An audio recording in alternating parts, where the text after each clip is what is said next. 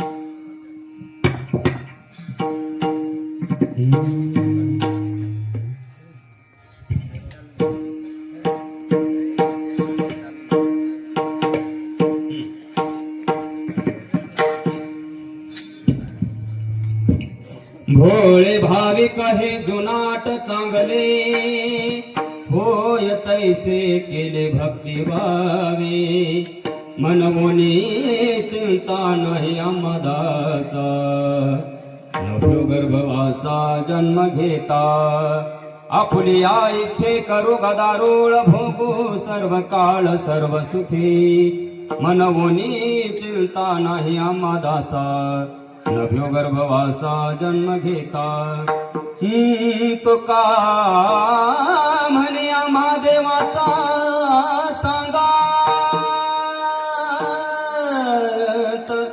नाही विसंबत रेरा मनवोनी चिंता नाही आम्हादासा नव्यो गर्भवासा जन्म घेता महायोग पीठे तटे भीमरथ्यां वरं पुंडरीकाय दातुं मुनीन्द्रैः समागत्य तिष्ठतमानन्दकन्दं परब्रह्मलिङ्गं भजे पाण्डुरङ्गं पाण्डुरङ्गा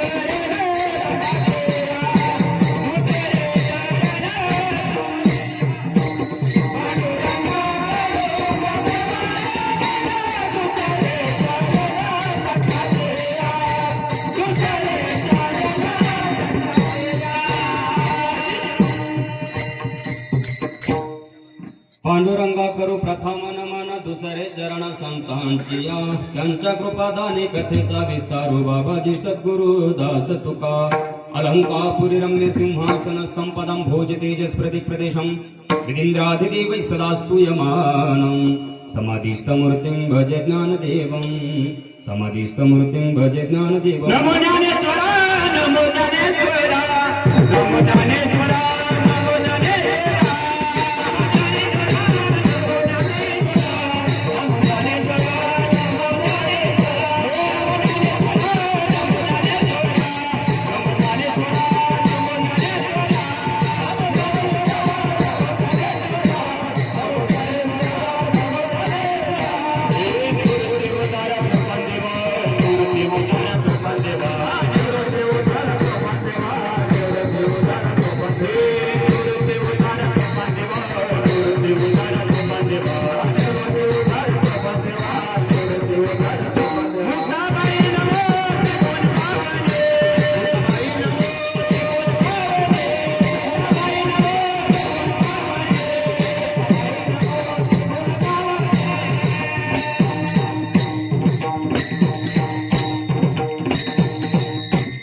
नमो सद्गुरु तुकया ज्ञानदीपा नमो सद्गुरु सच्चिदानंद रूपा नमो सद्गुरु भक्त कल्याण मूर्ती नमो सद्गुरु भास्करा पूर्ण कीर्ती कैलास राणाश्म चंद्रमौळी फणींद्र माथा मुकुटे जनाळी कारुण्य सिंधू भव दुःखहारी तुझा बिन शंभो मजा कोण तारी शिव जिसका नाम है कैलास उसका धाम है शिव जिसका नाम है कैलास उसका धाम है ऐसे शिव भगवान को बारंबार प्रणाम है ऐसे शिव भगवान को बारंबार प्रणाम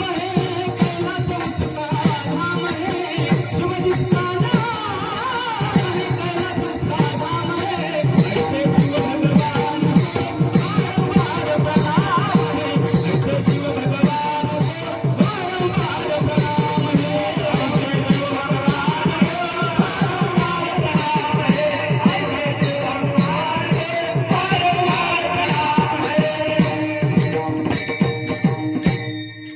भोळे भाविक हे जुनाट चांगले होय तैसे केले भक्ती भावी मनवोनी चिंता नाही आम्हा दासा नव्यो गर्भवासा जन्म घेता आपली इच्छे करू गदारोळ भोगू सर्व काळ सर्व सुखी मनवोनी चिंता नाही आम्हा दासा नव्यो गर्भवासा जन्म घेता तुका म्हणे आम्हा देवाचा सांगात नाही विसंबत येरा मनवोनी चिंता नाही आम्हा दासा नव्यो गर्भवासा जन्म घेता अखिल कोट ब्रह्मांड नायक रुक्मिणी प्राण संजीवन जगताधार श्री पांडुरंगरायाच्या असीमागाध कृपेद्वारा मुक्त कैवल्य तेजोनिधी ज्ञानियांचे राजे साधकांचे मायबाप योग्यांची माऊली असे अनेक विशेषणांनी युक्त असलेले संत श्रेष्ठ श्री अलंकापुर निवासी ज्ञानेश्वर भगवान व अखिल विश्वाच्या परमार्थ उदरामध्ये व्याप्त असलेले संत श्रेष्ठ श्री जगद्गुरु तुकोबारायांचा उत्कृष्ट असा हा 4 चरणांचा आणि आपला उपास्य दैवताबद्दल अतिशय महत्त्वाचं चिंतन व्यक्त करणारा अभंग आज या ठिकाणी कीर्तन रूपी सेवेकरिता निवडलेला आहे.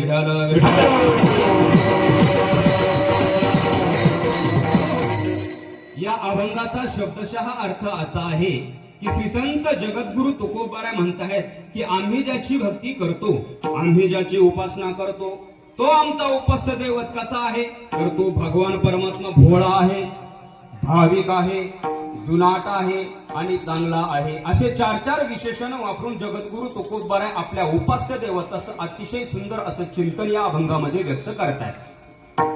आणि महाराज म्हणतात की असा जो आमचा उपास्य दैवत भोळा, भाविक, जुनाट, चांगला, भक्ती भावाने, भक्ती प्रेमाने भक्ती योगाने आम्ही त्याला जसा केला तसा तो होतो. होय तैसे केले भक्ती भावे.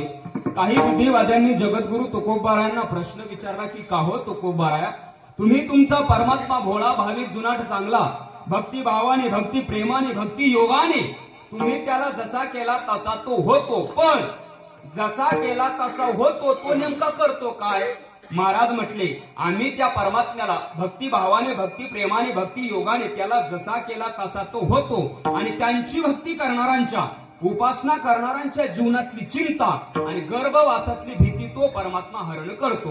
म्हणून आम्हाला जन्माला येताना गर्भवासामध्ये भीती नाही आणि जीवन जगताना या मृत्यू लोकामध्ये कुठल्याच प्रकारची चिंता शिल्लक राहिलेली नाही. मनवनी चिंता नाही आम्हा दासा नव्यो गर्भवासा जन्म घेता. आणि मग विचारलं महाराज तुम्हाला भीती नाही, तुम्हाला चिंता नाही, याचा अर्थ तुम्ही निश्चिंत झालात, निर्भय झालात. आता निश्चिंत आणि निर्भय फक्त तुम्हीच. आता या जगतामध्ये नेमकं काय करणार? महाराज म्हटले निश्चिंत आणि निर्भय फक्त आम्हीच आता या जगतामध्ये.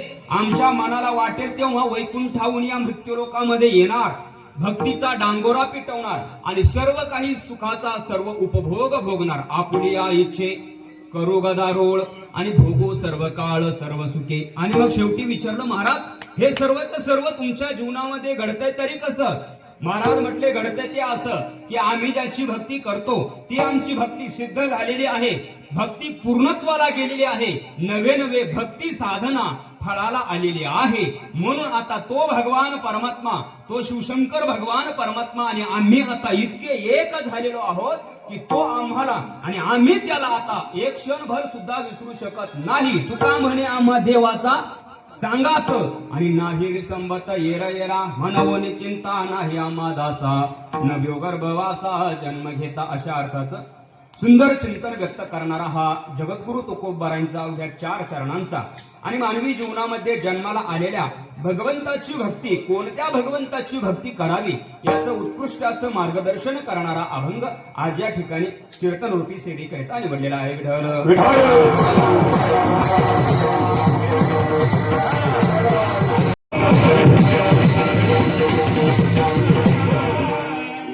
बाबा सांभाळून घ्यावा का, कालच इंजेक्शन मारले. बर. वास्तविक पाहता तब्येत थोडीशी नादुरुस्त आहे, पण या व्यासपीठावर आल्यानंतर हे दुखणं सांगायचं नसतं. पण आता तुम्ही माझीच आहे आणि मी तुमचाचे म्हणून सांगायला हरकत नाही म्हणून सांगतो. तरी पण इथं आल्यानंतर ती वेगळी ऊर्जा असते. भगवान सिद्धेश्वराची एक या व्यासपीठावरची ऊर्जा फार वेगळी असते. म्हणून जसं जमेल या अभंगावरती अगदी तोडक्या मोडक्या भाषेमध्ये अभंगावरती थोडंसं तोडकं मोडकं चिंतन करण्याचा मी प्रयत्न करणार आहे. सेवेसाठी अभंग निवडलेला आहे जगद्गुरु तुकोबारायांचा. या अभंगातून जगद्गुरु तुकोबाराय आपल्या उपास्य देवताची खरी ओळख त्या ठिकाणी करून देत आहे. महाराज या अभंगाचं थोडक्यात चिंतन करायचं ते असं, आपण जर बघितलं तर या जगतामध्ये प्रामुख्याने 3 प्रकारचे लोक आपल्याला नेहमीच पाहायला सापडतात. नवे नवे भगवंताने सुद्धा ही सृष्टी निर्माण करत असताना 3 प्रकारचे लोक निर्माण केलेले आहेत महाराज. नवे नवे महाराज पण म्हणतात ना प्रकाराचे 3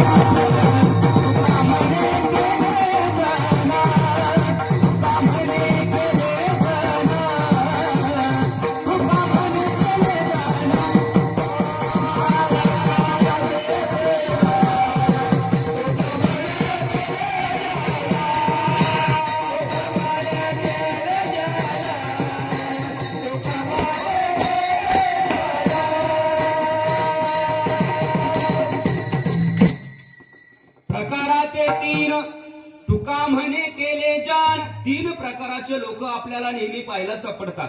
महाराज या जगतामध्ये एक वर्ग असा आहे की तो भगवंताची भक्तीच करत नाही, दुसरा वर्ग असा आहे की तो भगवंताची भक्ती करून मुक्त झाला आणि तिसरा वर्ग असा आहे की तो भगवंताची भक्ती करतो पण त्याला प्राप्ती मात्र किंचितही व्हायला तयार नाही. असे हे 3ही वर्ग नीट लक्षपूर्वक ऐका. आणि कीर्तन संपल्यानंतर महाप्रसाद आहे ना, महाप्रसाद घेतल्यानंतर घरी गेल्यानंतर अंथरून टाकल्यानंतर अंथरुणावरती पडल्या पडल्या आपणच आपल्या मनाला प्रश्न विचारा की आपण या 3ही पैकी नेमका कोणत्यामध्ये आहोत बा. याचं आपल्याला चिंतन महाराज आज या चिंतनामध्ये आपल्याला विचार करायचा आहे. पण कोणाचा? त्यामध्ये सुद्धा दोघांना टाळायचं आहे आणि विचार मात्र एकाचा करायचा आहे. कारण प्रसंग असा आहे की जो भक्तीच करत नाही त्याचा विचार करण्यासाठी आपलं सुद्धा काहीच कारण नाही. जो भक्ती करून मुक्त झाला त्याचाही विचार करण्यासाठी आपलं काहीच कारण नाही. मग विचार कोणाचा करायचा आहे तर जो अहोरात्र भक्ती करतोय पण भक्ती करून त्याला प्राप्ती मात्र यत् किंचितही व्हायला तयार नाही. मग यांची भक्ती नेमका कुठे चुकते विचार आपल्याला करायचा आहे त्यांचा. विठ्ठल विठ्ठल.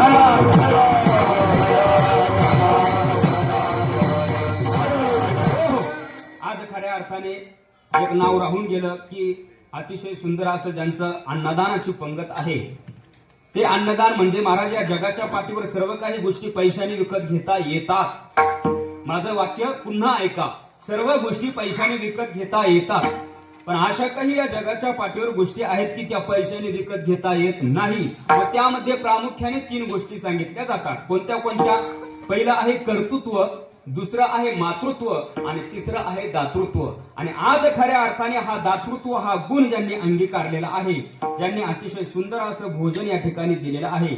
मग त्यामध्ये कालीचरण यादव पुरी, मच्छिंद्रगंगा हळणर, ज्ञानदेव नामदेव श्रीराम, रंगनाथ भाऊसाहेब बिडगर, उपसरपंच ग्रामपंचायत डिग्रस, दामू लक्ष्मण खेमनर, रमेश मच्छिंद्र तांबडे, जयश्री हिरामन महानोर, सुनील सावळेराम वाघ, चांगदेव म्हाळा खेमनर, बाळासाहेब भीमा खेमनर, गणेश सूर्यभान खेमनर, गोरक्षनाथ मथू बर्डे, संजय सखाराम बिडगर असं या सर्व अन्नदात्यांसाठी एकदा जोरदार टाळी झाली पाहिजे महाराज. कारण अन्नदाना परमश्रेष्ठी. या जगाच्या पाठीवर सर्व दानामध्ये अन्नदान हे फार महत्वाचं आहे. म्हणून जीवनामध्ये एकदा तरी अन्नदान केलं पाहिजे. मग सप्ताहामध्ये करा किंवा मी दशक्रियेच्या प्रवचनामध्ये सांगितलेलं होतं की जर तुम्ही तुमच्या जीवनामध्ये एकदा जर अन्नदान केलेला जर असेल तर तुम्ही गेल्यानंतर वरती तुम्हाला अन्न मिळतं, नाहीतर उपाशी मारावा लागते. म्हणून एकदा तरी अन्नदान केलं पाहिजे. मग अशा धार्मिक कार्यामध्ये करा, नाहीतर तुम्ही तीर्थक्षेत्राच्या ठिकाणी करा. कारण येथे एक शीत दिलेले अन्न आणि कोटी कुळाचे होय उद्धरण या नामसंकीर्तनामध्ये नवे नवे तीर्थक्षेत्राच्या ठिकाणी जर तुम्ही एक जरी शीत अन्नदान केलं तर त्या ठिकाणी एका शीताच्या मोबदल्यामध्ये कोटी कुळाचा उद्धार होतो. हे अन्नदानाचं अतिशय श्रेष्ठ दान असलेलं हे अन्नदान आहे. आणि आज खऱ्या अर्थाने रोजच अन्नदान त्या ठिकाणी सर्व मंडळी करतायत. पुनश्च एकदा त्यांना त्या ठिकाणी खूप खूप धन्यवाद देतो. विठ्ठल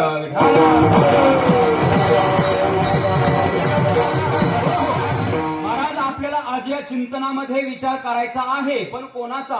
त्यामध्ये सुद्धा दोघांना टाळायचं आहे आणि विचार मात्र एकाचा करायचा आहे. कारण प्रसंग असा आहे की जो भक्तीच करत नाही त्याचा आपल्याला विचार करायचा नाही. जो भक्ती करून मुक्त झाला त्याचाही आपल्याला विचार करायचा नाही. मग आपल्याला विचार करायचा आहे कोणाचा? तांबडे महाराजाचा. कोणाचा?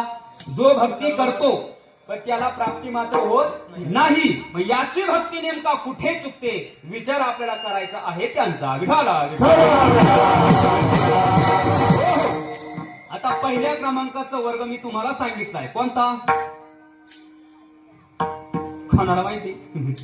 कोणता? लक्षपूर्वक ऐका. आपल्याकडे वेळ कमी आहे. अगदी थोड्या अल्पशा वेळेमध्ये या ठिकाणी सर देखील आहे की ज्यांच्या खऱ्या अर्थाने आम्ही हाताखाली शिकलो त्यांनी आम्हाला जे काही ज्ञान दिलं आणि त्यांच्या समोर आज माझं भाग्य आहे. मी तर असं म्हणेन सर, उजळले भाग्य आता अवघी चिंता वारली, संत दर्शनी हा लाभ पद्मनाभ जोडला. आज खऱ्या अर्थाने सर देखील आहेत. त्यांच्या समोर ही कीर्तन सेवा करण्याची संधी माझ्या जीवनामध्ये मला प्राप्त होते. याच्यापेक्षा आनंद काही वेगळाच असेल महाराज. चला, मला सांगण्याचं तात्पर्य काय आहे? काय सांगत होतो मी तुम्हाला? काय प्रश्न विचारला होता?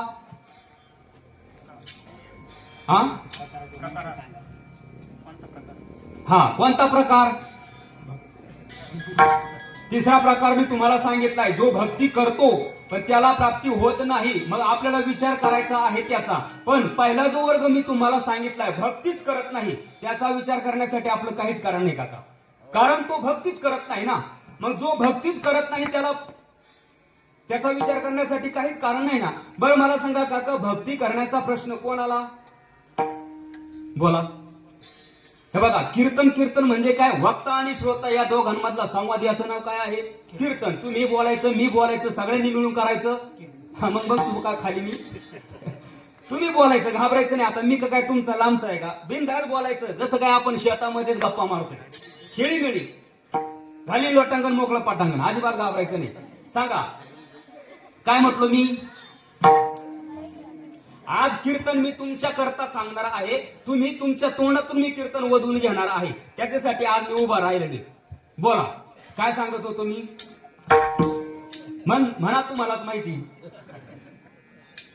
भक्तीच करत नाही तो नास्तिक आहे. तो भक्ती का करत नाही? त्याला देव मान्य नाही. आणि ज्याला देव मान्यच नाही त्याला भक्ती करण्याचा प्रश्नच नाही ना. किंवा मला सांगा महिला वर्ग, आणि उद्यापासून एक सवय लावून घ्या, असे टोळके बसू नका. एका बाजूने महिला वर्ग बसा आणि एका बाजूने पुरुष वर्ग बसा. असं असं असं एकदम असं कसं तरी विजगळलेलं वाटतंय. जरा थोडस शिस्तबद्ध त्या ठिकाणी कार्यक्रम झाला पाहिजे. सर्वांना विनंती आहे, कारण आम्ही सगळ्या महाराष्ट्रामध्ये पाहतोय का त्या ठिकाणी अतिशय शिस्तबद्ध कार्यक्रम असतो. या खांबापासून इकडे पुरुष बसतील आणि त्या खांबापासून तिकडे महिला बसतील. म्हणून हे गोष्ट लक्षात ठेवा. पुढे अशी तरी विजगळलेल्यासारखं कुठं पण बसू नका. तिकडे काही पाठीमागे पण बसले म्हणजे त्या असे बसले, सगळ्या सोय पाहून बसले. आळस आला तर तांगड्या पुढे या. अजिबात पाठीमागे कुणीच थांबू नका. कार्यक्रम आपला आहे. आपल्या कार्यक्रमाची शोभा आपणच वाढवायची आहे. तिकडे पाठीमागे महिला, तुम्ही समोर या. कीर्तन म्हणजे हे सामान्य नाही बरं का. जेथे कीर्तनाची जागा आणि तेथे पांडुरंग उभा, किंवा माझे भक्त गाती जेथे आणि नारदामी उभा तेथे. कारण भगवान सिद्धेश्वराची आपल्यावर फार मोठी कृपा आहे महाराज. कारण भाऊसाहेब महाराज, आता पाठीमागं कोणता रोग येऊन गेला? कोरोनामध्ये चांगले गेले आणि सिद्धेश्वराच्या सप्ताहासाठी तुम्हाला ठेवले. कशासाठी ठेवले? असे इकडे तिकडे बसायला ठेवले का? नाही. बरं आता घ्याच, बसूनच घ्या, जाऊ द्या.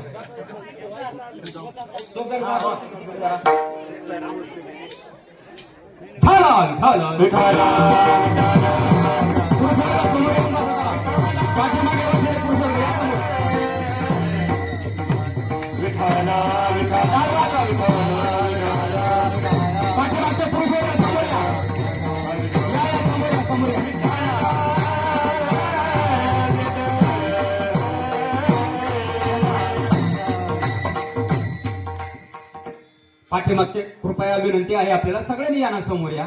जरा समोर या. एवढ्या अडचणीमध्ये बसायचं काहीच कारण नाही. इकडे समोर भरपूर जागा आहे. या समोर येऊन बसा.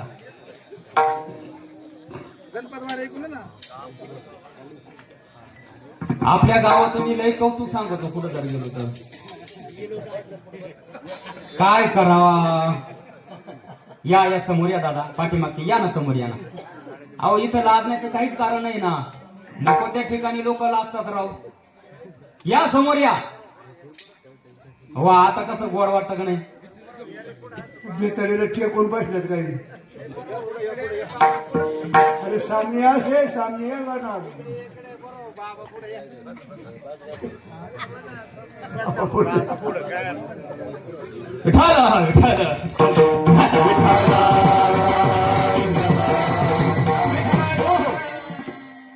जो भक्तीच करत नाही त्याला देव मान्यच नाही, त्याला भक्ती करण्याचा प्रश्न येत नाही. मी तुम्हाला महिला वर्गाला एक प्रश्न विचारणार होतो. मला सांगा महिला वर्ग, कुंकू लावण्याची गरज, जोडवे, बांगड्या म्हणजे हे जे काही सौभाग्याचं लेणं लेण्याची गरज कोणत्या स्त्रीला असते?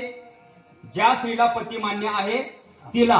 पण जिला पती मान्यच नाही तिला हे जोडवे, मंगळसूत्र, हे जे काही सौभाग्याचं लेणं आहे ते लेण्याची काही गरज आहे का?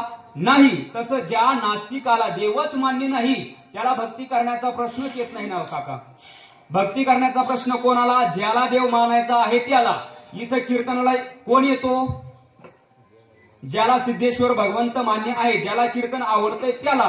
पण ज्याला आवडतच नाही त्याला इथं यायचं काही कारणच नाही ना. आता कितीतरी लोक काहींना म्हटले, अरे चला सिद्धेश्वर भगवंताजवळ सुंदर असा सप्ताहाचा कार्यक्रम आयोजित केलेला आहे. आज तांबडे बुवाचं कीर्तन आहे, सुंदर असा बेत आहे. तो म्हणतो इथं मरायला वेळ नाही आणि तू म्हण चाल सप्त्याला. आता मरायला वेळ नाही म्हटल्यानंतर आल्यानंतर याच्या बापाला चुकणार आहे का? मरायला वेळ नाही. अरे सायास करीसी प्रपंच दिननिसी आणि हरिशी न भजसी कोण्या कोणी. अरे आत्ता हसाने प्रपंच करतो. प्रपंच हा करायचा नाही, परमार्थ करायचा असतो आणि प्रपंच होत असतो. पण आपण उलट करतो. प्रपंच रात्रंदिवस राब आयुष्य त्या ठिकाणी काबाड कष्ट करण्यामध्ये घालतो आणि परमार्थ करायचा म्हटल्यानंतर जीवावर येतं महाराज. पण एक लक्षात ठेवा, अरे तुका म्हणे जन्म आल्याचे सार्थक, विठ्ठलची एक देखलिया. अरे या मानवी जीवनाची इति कर्तव्यता, या मानवी जीवनाची सार्थकता कशामध्ये आहे ना, तर ती फक्त आणि फक्त भगवंताची प्राप्ती करून घेण्यामध्ये आहे.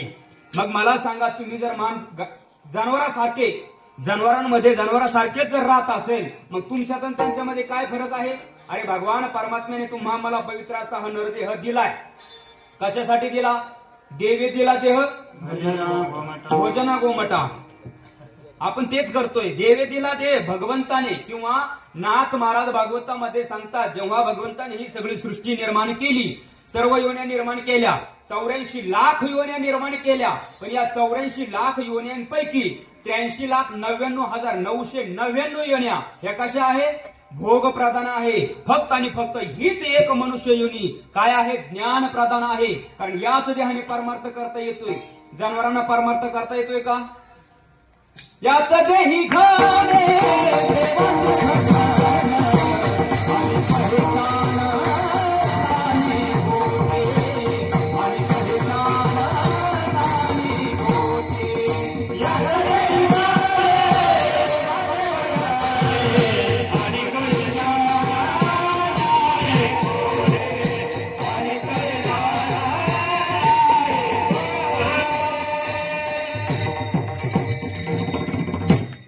याची देही घडे देवाचे भजन.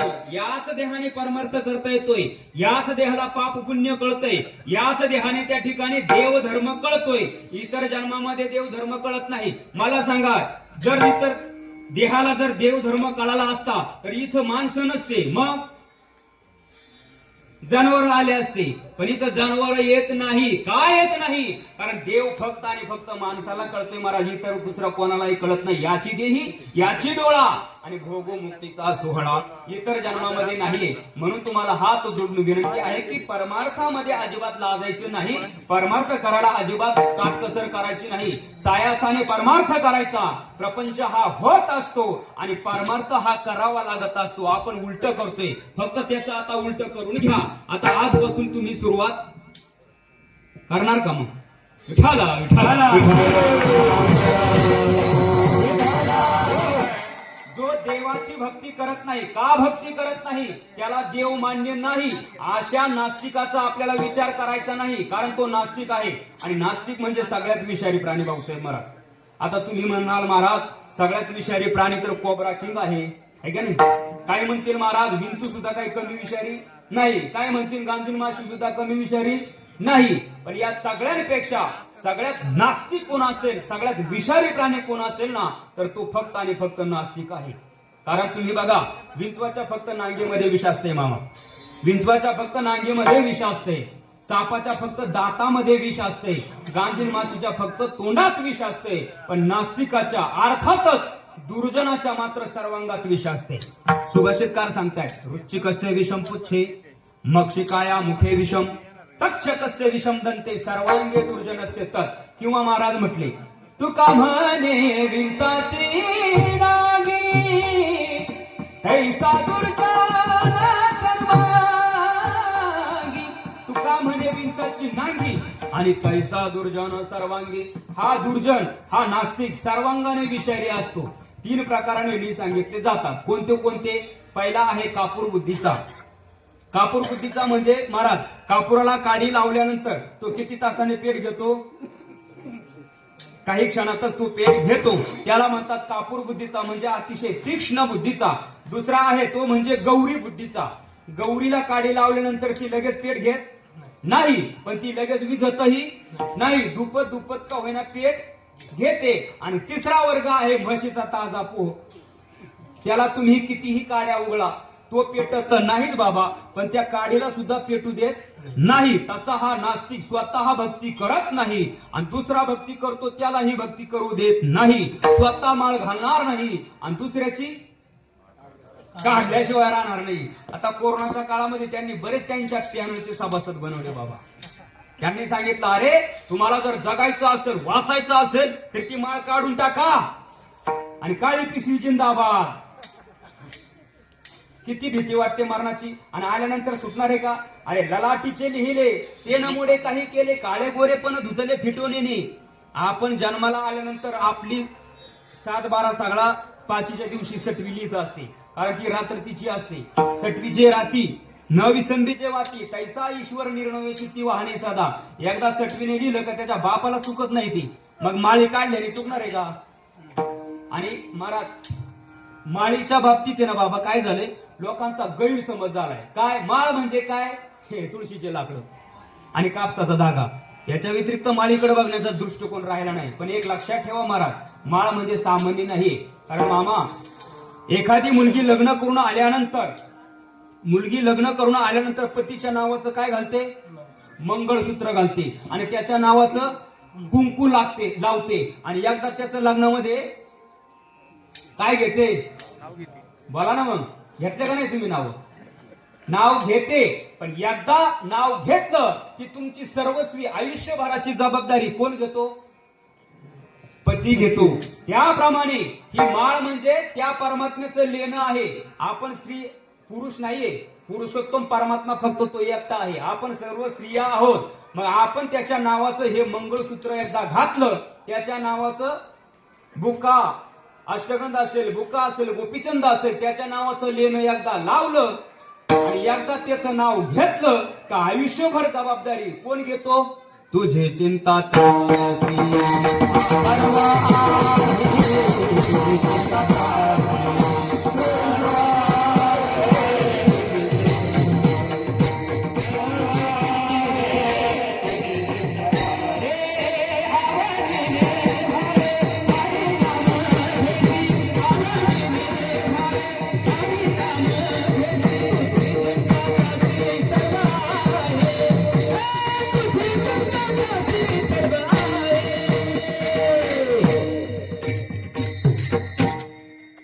आवडीने भावे हरिनाम घेसी आणि तुझी चिंता त्याशी सर्व आहे.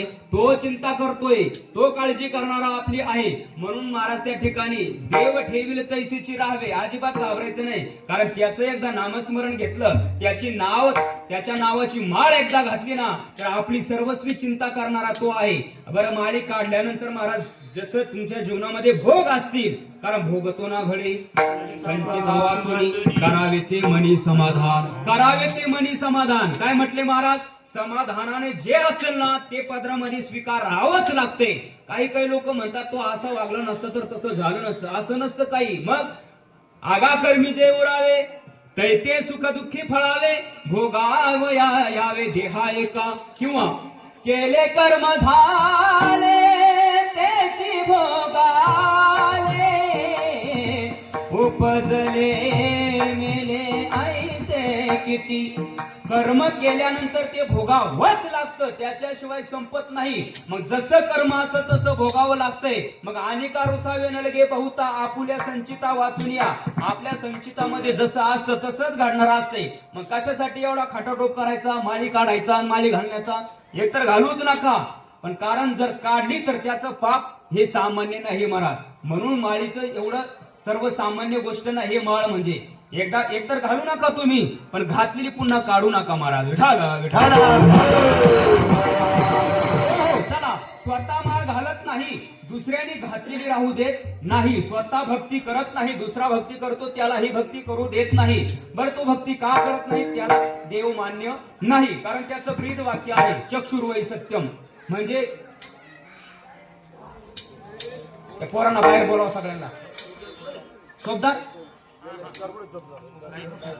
गायब झाली.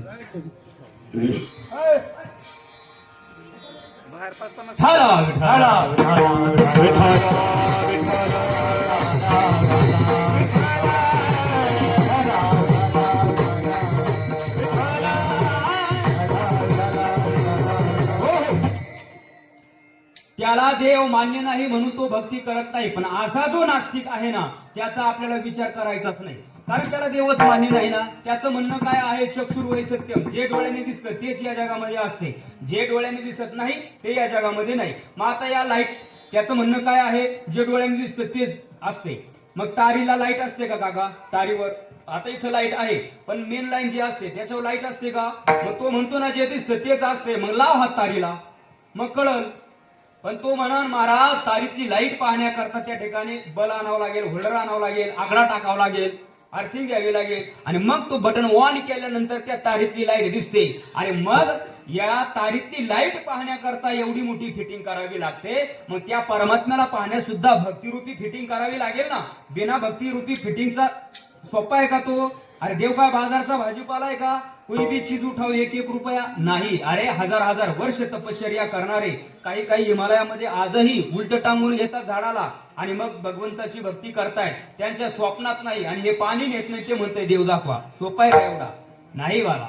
या ठिकाणी देव म्हणजे सामान्य नाही महाराज. आपल्याला या चर्मचक्षुने दिसणारी गोष्ट नाहीये. मग त्या देवाला जर पाहायचं असेल तर त्या ठिकाणी तुम्हाला काय करावं लागेल तर भक्तिरूपी रवी लावून जसं मंथुनी नवनीता पैसे घ्या वाया व्यर्थ कथा सांडे मार्ग. जसं दह्याचं मंथन केल्यानंतर त्याच्यातून लोणी तूप त्या ठिकाणी आपल्याला पाहायला मिळतंय ना, तसं भक्तिरूपी रवी लावून त्याचं आळवण करावं लागेल. तेव्हा त्या भगवंताची प्राप्ती होईल, अन्यथा होणार नाही.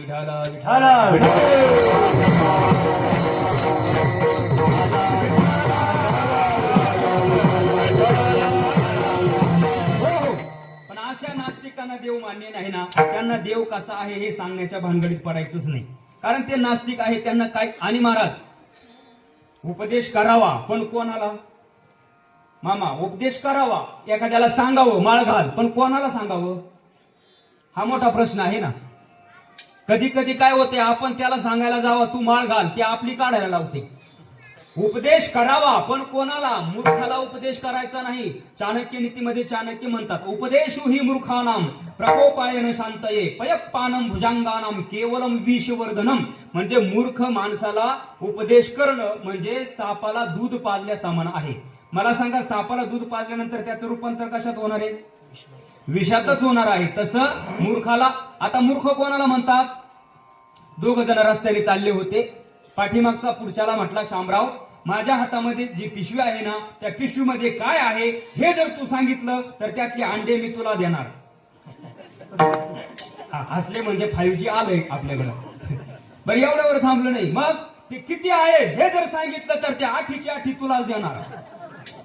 एवढ्यावरही थांबलं नाही, ते कशाचे आहे हे जर सांगितलं तर ती कोंबडी सुद्धा तुलाच देणार. तरी पण ते म्हणते प्रश्न जरा किचकट आहे. आता अशांना काय करायचं का? याला काय म्हणतात? मूर्ख. मूर्खाला उपदेश चालत नाही. उपदेशु ही मूर्खाना. बरं चाणक्यांनी याही पुढे जाऊन सांगितलंय 4 गोष्टी कधीच करायच्या नाही. कोणत्या? लुब्धानाम याचक शत्रू मूर्खानाम बोधक रिपुहु जार स्त्रीनाम पती शत्रू चौरानाम चंद्रमा रिपुहु. कारण जार कर्म करणाऱ्या स्त्रीला स्वतःचा पती हा शत्रू वाटत असतो. चांदणी रात्र ही चोराला शत्रूची रात्र वाटत असते. कंजूस माणसाला आपल्या दारामध्ये आलेला याचक भिकारी हा शत्रू वाटत असतो आणि उपदेश करणाराला, मूर्खाला उपदेश करणारा हा शत्रू वाटत असतो. म्हणून अशा मूर्खांच्या नादी लागायचं नाही. कधी कधी त्याचा उलटा परिणाम होतो. कसा? त्याच्यासाठी उदाहरण सांगतो. एका जंगलामध्ये चिमणी आणि माकड राहत होते. काय राहत होते बाळा? चिमणी आणि माकड एका झाडावर राहत होते. त्या ठिकाणी त्या चिमणीने पूर्ण उन्हाळाभर एक काडी आणून सुंदर असं घरटं बनवलं. अतिशय सुंदर असं आकर्षक घरटं बनवलं. आणि काही चिमण्या बघा त्या झाडाला कोटं बनवतात. बाबा एवढं सुंदर कोटं बनवतात. कोणता इंजिनियर वापरतात आणि कोणतं मटेरियल वापरतात. सापाला शत्रूला काहीच करता येत नाही, कारण ते असं खाली लोंबकं असतं. ते साप जर वरून आला तर त्याला वरती जाताच येत नाही. म्हणजे किती डोकेलिटी बघा त्या चिमणीची. सुंदर असं घरटं त्या चिमणीने बनवलं. पण या माकडाने मात्र नुसता टाइमपास केला महाराज. भाऊसाहेब महाराज नुसता टाइमपास केला. खाय जांभलं, खाय चिंचा, याचे बांधकोर, त्याचे बांधकोर, याच्या गायचं दूध उडव, त्याच्या गायचं दूध उडव, याचं काहीतरी कुटाळ कर, त्याचं काय कुटाळ कर. कोणी? माकड. माकड एका जागेवर बसत नाही, कारण माकडासारखं चंचल दुसरं कोणीच चंचल. मर्कटस्य शुरापानम मध्ये रुश्चिक दंशनम तन्मध्ये भूत संचारो यद्वा तद्वा भविष्यती. किती चंचल असते माकड. माकड एका जागेवर बसत नाही. पण अशा माकडाला दारू पाजली, आता किती चंचल होईल. पण त्याच्यातही त्याला विंचाने ठाणका आणला, आता किती उड्या हानी. असं चंचल असतं ते माकड. पण ते माकडच महाराज बोलून चालून ते माकडच, असे बरेच माकडं असतात. चला, माकडाने टाइमपास केला, अजिबात त्याने घरटं बनवलं नाही, काही नाही. आणि नेमका पावसाळ्याचे दिवस सुरू झाले बाबा. आता पावसाळ्याचे दिवस सुरू झाले आणि पहिल्याच दिवशी गारांचा पाऊस पडला. लिंबा एवढ्या गारा पडल्या. चिमणी मस्तपैकी आपल्या घरट्यामध्ये आरामात जाऊन बसली. आता हे माकड मात्र चांगलं धुपटून काढलं, कारण एकाही झाडाला पानाचा पत्ता राहिला नाही. मग त्याची साधी अवस्था झाली असेल का, गारांनी झोडपलं. ते ह्या झाडावरून त्या झाड उड्या मारत होतं, पण गारा पडत होत्या. त्याची मरण्याची दयनीय अवस्था झाली त्या माकडाची. आणि मग थोडासा पाऊस शांत झाला, थोडं फ्रेश वातावरण झालं आणि मग त्या माकडाचे दात वाजू लागले. थंडीने कुडकुड कुडकुड दात वाजू लागले. आणि हे दात वाजण्याचा आवाज चिमणीने ऐकला आणि चिमणी बाहेर घरट्याच्या आली. आणि चिमणी म्हटली, अरे माकड दादा, अरे हात है, कबीरदास महाराज सांगतात, हात है पाव है आदमी जैसी काया, अरे जिसने बुद्धी दी तूने घरटा क्यों नहीं बनाया. अरे माणसासारखं शरीर तुला देवाने दिलंय, मला तर शरीर नाहीये, मला चोच दिली, त्या चोचीने मी एक एक काडी आणून घरटं बनवलं आणि याला मी निवारा केला. तू जर त्या ठिकाणी एका दिवसामध्ये घर बांधू शकत होता, तू जर त्या ठिकाणी घर बांधलं असतं तर तुला सुद्धा निवारा मिळाला असता. आता हे बाबा, हे चिमणीचं सांगणं योग्य आहे का अयोग्य आहे? योग्य आहे. पण सांगणार ऐकणार योग्य आहे का? ते माकड आहे. ते माकड आलं, त्या चिमणी जवळ गेलं आणि चिमणीला म्हटलं, काना मागून आली, तिखट झाली काय, मला शहाणपणा शिकवायला लागली का? एक काना खाली लावली, चिमणी खाली पडली, नाका तोंडातून रक्त निघलं आणि चिमणी गतप्राण झाली. आता मला तुम्हाला प्रश्न विचारायचा आहे, चिमणीचं हे सांगणं योग्य आहे का अयोग्य आहे? बोला, सगळे बोला. योग्य आहे. पण ज्याला सांगितलं ते योग्य आहे का? ते माकड आहे. माकड माकड असे बरेच माकड छापे, त्यांना तुम्ही सांगायला जर गेले तर त्याचा उलटा परिणाम आपल्यावर होतो. मग अशा वर्गाला जगद्गुरु तुकोबारा देव कसा आहे हे सांगत नाही, कारण त्याला भक्ती करण्याचा प्रश्नच येत नाही ना. मग या वर्गाचा आपल्याला विचार करायचा नाही. जो भक्ती करून मुक्त अवस्थेला जाऊन पोहोचलेला आहे, नवे नवे त्याची अवस्था, त्याची स्थिती अशी झाली, सुखे मिनी जलोगा शून्य सारून देते त्रिकूट शिखरी गा दान मिळे आई ते. हो, मी वासुदेव तत्वता कळो येईल विचारिता, म्हणजे तो तत्व बोधावर त्या ठिकाणी आरूढ झालेला आहे. देव पहावया गेलो आणि तेथेची देवची होऊनी ठेलो, ही अवस्था त्याची प्राप्त झालेली आहे. त्याचाही आपल्याला विचार करायचा नाही. विचार कोणाचा करायचा आहे आपल्याला? बोला. भक्तीच करत नाही त्याचा विचार करायचा नाही, भक्ती करून मुक्त झाला त्याचाही आपल्याला विचार करायचा नाही. मग विचार कोणाचा करायचा?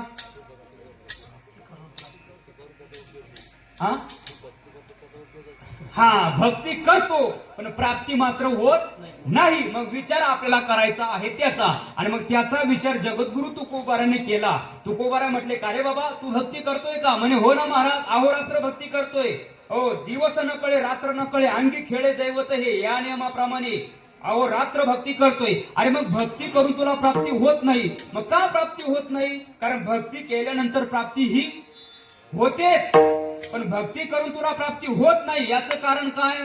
कुठंतरी भक्ती चुकते. किंवा उदाहरण सांगतो, आता काका, तुम्ही मोटरीचं बटन दाबलं, एका तासामध्ये बरोबर एक वाफा भरतोय असं तुम्हाला कंप्लीट माहिती आहे. तुम्ही बटन दाबलं नाही, 5 मिनिटांमध्ये पाणी वाफ्यामध्ये येतंय. तुम्ही बटन दाबलं आणि वाफेमध्ये जाऊन बसले, 1 तास झाला तरी पण पाणी आलं नाही. याचं काय कारण? कुठंतरी पाणी मुरतंय म्हणा, कुठंतरी पाणी म्हणजे कुठंतरी मुंग्यार म्हणा, काय म्हणा, मुंग्यार कुठंतरी पडलंय. मग याचा अर्थ काय? मोटर चालू आहे, पाणी वाफ्यामध्ये यायला पाहिजे, 5 मिनिटांमध्ये पाणी वाफ्यात येतंय पण पाणी येत नाही. याचा अर्थ काय? कुठंतरी मुंग्यार पडलेला आहे, कुठंतरी पाणी मुरतंय. त्याप्रमाणे भक्ती करतोय, अहोरात्र भक्ती करतोय, दिनरजनी हाची धंदा, रात्रंदिवस भगवंताची भक्ती करतोय पण भगवत प्राप्ती होत नाही. याचा अर्थ काय? कुठेतरी भक्ती चुकते. आणि मग तुकोबारांनी विचारलं की बाबा रे, तुम्ही भक्ती करून तुम्हाला प्राप्ती होत नाही, मग तुम्ही भक्ती नेमका करता तरी कोणाची? आणि मग त्यांनी यादी सांगितली. मग त्यांची यादी महाराजांनी सांगितली. कोणती देवाची भक्ती करत होते ते? शेंदरी हेंदरी दैवते कोणती पूजी भूते खेते, आपुल्या पोटाची रडते मागतीशी ते अवदान. काय म्हटले महाराज? आपुल्या पोटाची रडते. मला सांगा बाबा, मनुष्याने भक्ती अवश्य करावी, पण कोणाची? परिपूर्ण देवतेची भक्ती करावी. पण देवही अपूर्ण आणि भक्तही अपूर्ण. कोण कोणाला पूर्ण करणार? कोणीच कोणाला पूर्ण करू शकणार नाही. मग तुकोबाराय म्हटले की बाबा रे, तुम्हाला जर भक्ती करायची असेल ना तर या दैवताची करा. आम्ही ज्या दैवताची भक्ती करतो त्या दैवताची तुम्ही भक्ती करा. कारण तो परमात्मा कसा आहे? परिपूर्णतम साक्षात श्रीकृष्ण हा अन्य एवही. त्याच्यासारखा परिपूर्णतम परमात्मा या जगताच्या पाठीवर कोणताच नाहीये. त्याची भक्ती करा जो परिपूर्णतम आहे, ज्याचा आदिही नाही आणि ज्याचा अंतही नाही. भगवान शंकराच्या आई बापाचं नाव येईल का कोणाला सांगता? बरं, त्याचा जन्म सांगता येईल का? एक जण मला म्हटला शिवरात्रीला त्याचा जन्मदिवस असते. म्हटलं कोणत्या ग्रंथात वाचलं? मला तरी सांग. भगवान शंकर आदी नाही आणि अंतही नाही. देवादी देव महादेव आहे, ज्याचा आदिही नाही आणि अंतही नाही. अशा भगवान परमात्म्याची आम्ही भक्ती करतोय. मग महाराज, त्या भगवंताचं काही विशेष गुण सांगता येईल का? मग त्या भगवंताचा विशेष गुण सांगितलाय अभंगाच्या पहिल्याच्या. भोळे भाविकाये तुला कथा भोळे भाविकाये भोळे भाविकाये तुला कथा भोळे भाविकाये तुला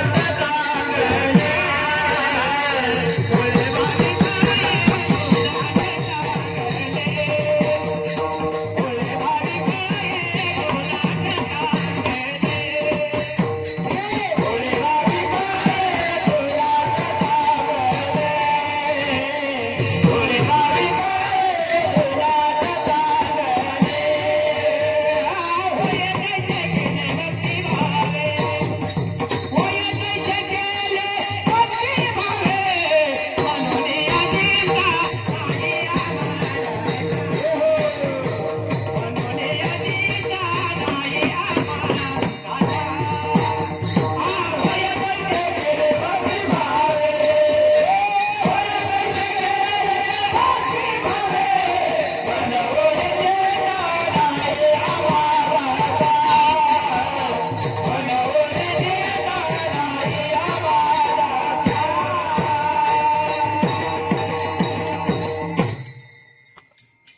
भोळे भाविक हे जुनाट चांगले. पहिला विशेष वापरलाय, पहिला विशेष गुण सांगितलाय त्या भगवान शंकराचा. कोणता?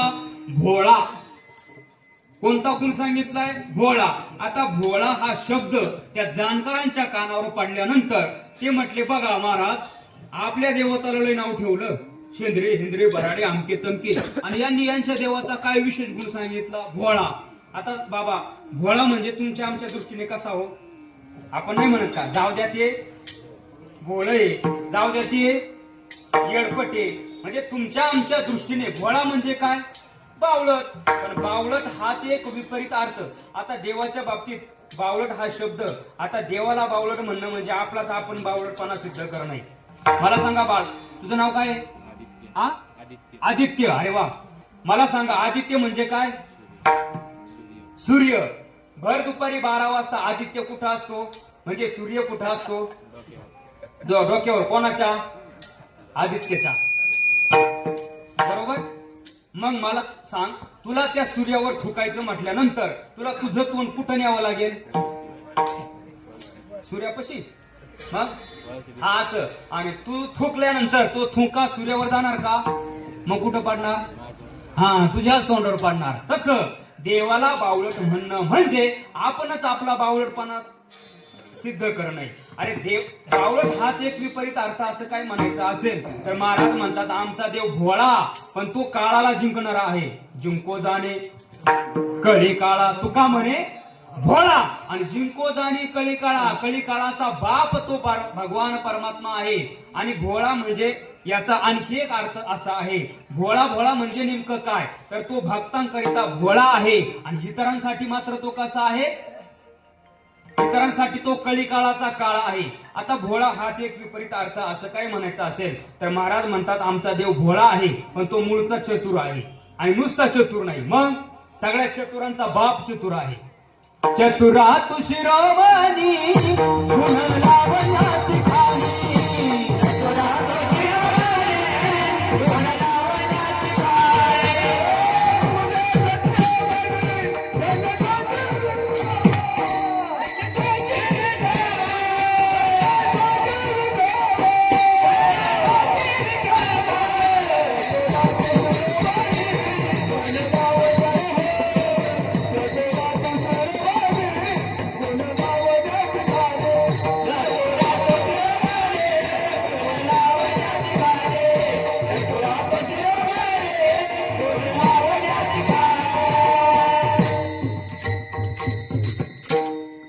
चतुरा तो शिरोमणी आणि गुण लावण्याची खाणी. चतुर आहे तो.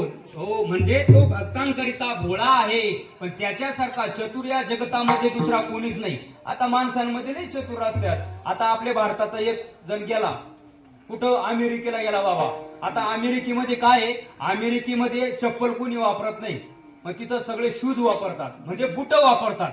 कुणी सगळे बुटच वापरतात. मग त्यांनी प्रत्येक चौकामध्ये बूट पॉलिशची मशीन ठेवलेली. जसं आपल्याकडे कालांतराने काही काळापूर्वी बघा कॉइन बॉक्स होते, प्रत्येक चौकामध्ये कॉइन बॉक्स होते. भाऊसाहेब महाराज तुमच्याकडे पण होता. तुमच्या कॉइन बॉक्स मध्ये कॉइन टाकून फोन करायचो आम्ही. कॉइन बॉक्स प्रत्येकाच्या दुकानामध्ये म्हणा चौकामध्ये होते. त्याप्रमाणे अमेरिकेला प्रत्येक चौकामध्ये बूट पॉलिश करण्याची मशीन ठेवलेली आहे. आता आपला भारतातला तिथे गेला, आता ती बूट पॉलिश करणार मशीन बाबा असे, बुटा पाईप ठेवायचा ते पॉलिश करणार आणि मग पाय काढून घ्यायचा, दुसरा पाय ठेवायचा ते पॉलिश करणार, पण तो पाय पकडून ठेवत होते. जोपर्यंत तुम्ही पैसे टाकत नाही ना तोपर्यंत ते मशीन पाय सोडत नाही. मग तुम्ही पैसे जास्त टाकले ना कॉइन बॉक्स ते बरोबर सुट्टे तुम्हाला देणार. अशी मशीन आहे. मी जाऊन आलो तिथं म्हणून सांगतो. सांगायला काय हरकत, काय पैसे लागत असतात. तर आपला भारतातला तिथं एक जण गेला काका, तिथं गेला पहिल्या चौकामध्ये हा बूट पॉलिश केला आणि दुसऱ्या चौकामध्ये दुसरा बूट पॉलिश करून फुकट घरी निघून आला. म्हणजे माणसामध्ये त्याच्यापेक्षा तो चतुर हुशार. पण देवाच्या बाबतीत तसं आहे का? देवाच्या बाबतीत तसं नाहीये. सगळ्या चतुरांचा बाप तो चतुर आहे. मग त्याला भोळं म्हणण्याचं काय कारण? तर त्याचा भोळे म्हणण्याचं कारण असं आहे की भोळेपणाचा आविष्कार त्याच्या जीवनामध्ये घडतो म्हणून त्याला भोळा म्हणतात. आता भोळ्याचे दोन प्रकार प्रामुख्याने सांगितले जातात. अनेक प्रकार आहे पण दोन प्रकार प्रामुख्याने सांगितले जातात. कोणते कोणते? पहिला भोळा आहे कमी घेऊन जास्त देतो. काय? पहिला भोळा आहे कमी घेऊन जास्त देतो. आता काय कमी घेऊन काय जास्त दिलं? पुतना मावशीचं उदाहरण बघा. भगवान परमात्मा पुतना मावशीचं दूध पिला. किती पिला? पण त्याच्या मोबदल्यात काय दिलं? सनकादिकांच्या योग्यतेचा मोक्ष दिला. ज्ञानोबारा बोलतात, तुवा सनकादिकांचे निमाने सायूची सौरसु दिधला पुतने जे विषयाचे निस्तन पाणी मारू आली. स्तनामध्ये विष भरून मारण्याकरता आलेली तिला काय दिला? मोक्ष दिला. किंवा सुदाम देवाचं उदाहरण बघा. प्रसंग असा आहे महाराज, सुदाम देवाची परिस्थिती अतिशय हलाखीची, अतिशय 18 विश्व दारिद्र्य सुदाम देवाच्या जीवनामध्ये होतं. आता एके दिवशी सुदाम देवाच्या पत्नीने म्हणजे सुशीलेने सांगितलं, अहो तुमचा मित्र राजा झालाय. गाड्या हो राजा किरे झाला कृष्ण सिंहासनी बैसला. तुमचा मित्र राजा झाला, द्वारकेचा राजा झाला. जा त्याच्याकडे, काहीतरी तुम्हाला तो मदत करील. पण तो सुदामा होता महाराज. आपण जरा असतो तर पळत गेलो असतो, पण सुदामा देवाने सांगितलं नाही, मी माझ्या मित्राकडे हात पसरणार नाही. देव, कारण तो देव आहे, द्वारकेचा राजा आहे, त्याच्याकडे मी हात पसरणार नाही. सुशीलीने डोकं लावलं, कारण सुशीला डोकं लावायला लय हुशार असतात. या इंजेक्शननी नाही जमलं का दुसरं इंजेक्शन हजरच असतं. सुशीलीने सांगितलं, जाऊ नका तुमच्या मित्राकडं, मागायला जाऊ नका. पण एवढ्या दिवसातून तुमची त्यांची भेट झालेली नाहीये. कारण ज्या वेळेला सांदीपनी ऋषींच्या आश्रमामध्ये तुम्ही शिकायला होते तेव्हापासून अजूनपर्यंत तुमची भेट झाली नाही. मग मित्राला भेटायला जा भेटायला मित्राला. मग सुदाम देवाला पटलं, ठीक आहे जातो. पण मित्राकडे कसं काय जायचं मोकळ्या हाताने? कारण मित्राकडे, पेशंटकडे, देवाकडे मोकळ्या हाताने जाऊ नाही. मग आता काय न्यावं? कारण 18 विश्व दारिद्र्य आपल्या जीवनामध्ये आहे. मग देवाला काहीतरी न्यावं लागेल ना, मित्राला काहीतरी न्यावं लागेल ना. सुशीला मातेने सांगितले, काळजी करू नका, मी आता जाते, यू गई और यू आई. सुशीला माता गेल्या आणि 4 घरचे पोहे मागून आणले, पुरचुंडी बांधली. सुदामदेवाने ती घेतली. आता सुदामदेवाची अवस्था कशी होती? अंगावर बोरभर सुद्धा चिंधी नव्हती, फक्त कमरेला जेवढं काही धोतर होतं तेवढंच धोतर, कृश झालेलं शरीर सुदामदेवाचं. आणि निघाले मजल दर मजल करत निघाले महाराज. आणि निघाल्यानंतर द्वारकेमध्ये जाऊन पोहोचले. आणि दरबारामध्ये जाऊन पोहोचल्यानंतर त्या ठिकाणी त्या शिपायाने त्यांना अडवलं. कारण देवाच्या दरबारामध्ये जय आणि विजय नावाचे 2 द्वारपाल होते. त्यांनी सुदामदेवाला अडवलं. सुदामदेवाने सांगितलं, अरे बाबा, माझा मित्र आहे, द्वारकेचा राजा, तुमचा जो राजा आहे ना, तो माझा मित्र आहे. ते हसायला लागले. आता हे पटन का तुम्हाला सुद्धा? देव कुठं, राजा कुठं, आणि हे याचं अवसान कसं? ते म्हटले, जमणार नाही, तुम्ही कशावरून देवाचे मित्र आहात? आणि मग सुदामदेवाने सांगितलं, तुम्ही देवाला सांग, आतमध्ये जाऊन सांगा, अरे द्वारपालो कन्हैया से कह दो, अरे द्वारपालो कन्हैया से कह दो, किधर पे सुदामा कोई भाग गया है, किधर पे सुदामा कोई भाग गया है.